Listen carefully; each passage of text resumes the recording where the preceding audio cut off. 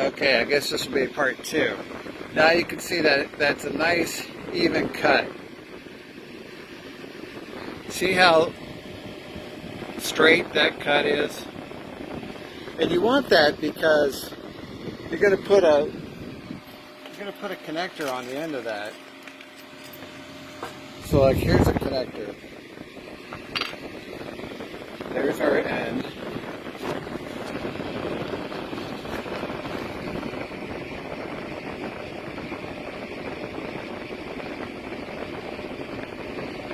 See how nice and flush that would be? And I got a couple straight wires, you can cut that off. But that cutting tool gives you a nice clean cut. And that's this cutting tool right here. I'll put a link in the comment section. It's the Referral tool HW943. It's pretty good.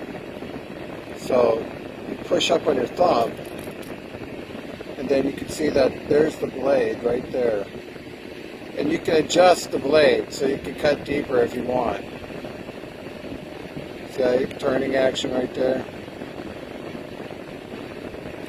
Now, with this crimp ready to go, I'll put it into this die right here, these 2 levers, and I can crimp down on that, and I'll create a very good connection.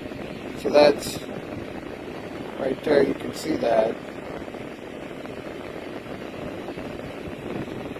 See the back of it.